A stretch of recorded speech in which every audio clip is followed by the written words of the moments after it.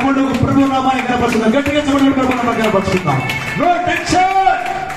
నీ పక్షమున యెహోవా ఉన్నాడు. నీ పక్షమున యుద్ధ వీరుడైన యెహోవా సైన్య బలం ఉంది.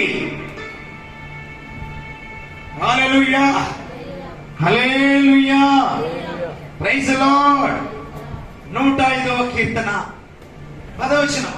వారి సంఖ్య కొద్దిగా నుండినను ఆ కొద్ది మంది ఆ దేశమందు పరదేశులై ఉండగాను కొలవబడిన శ్వాసముగా కనాను దేశమును మీకిచ్చెదనని ఆయన సెలవిచ్చెను.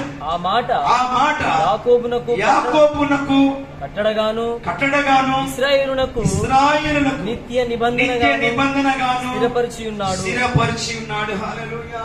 ఒకవేళ నువ్వు మర్చిపోవచ్చు గాని, నీకు ఇచ్చిన మాటను నువ్వు మర్చిపోవచ్చు గాని, నా యేసయ్య మరవలేదు. మరవడు కూడా ఆయనే. అయ్యో, నేను ఫలానికి యాకోబుకు మాట ఇచ్చిన, ఇస్సాకుకు మాట ఇచ్చిన, అబ్రహాముకు మాట ఇచ్చిన. హల్లెలూయా. ఈ రోజున అబ్రహాము నువ్వే, ఇస్సాకు నువ్వే, యాకోబు నువ్వే. దేవుడు నిన్ను ఏదో ఒక మాట ఇచ్చి ఆయన తన దగ్గర పెట్టుకున్నాడు కావచ్చు. ఆయన నీకు ఇచ్చిన మాట నిమర్చిపోవచ్చు కానీ నా దేవుడు అంటున్నాడు, నేను మరలా జ్ఞాపకము చేసుకుంటాను.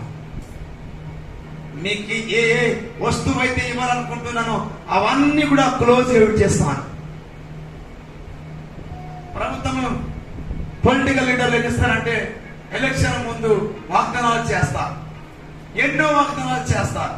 కానీ ఆ వాగ్దానాలన్నీ చివరి వరకు నెరవేర్స్తే లేదో నాకు తెలియదు. కానీ దేవుడికి ఇచ్చిన మాట మాత్రము ఆయన దాని చివరి వరకైనా దాన్ని నెరవేర్చుకుంటాడు. దేవునికి మహిమ కలుగును గాక. హల్లెలూయా, హల్లెలూయా, ప్రైజ్ ది లార్డ్. ప్రియమైన దేవుని బిడ్డలారా, కానాను దేశము మీకిచ్చెదనని ఆయన సెలవిచ్చారు.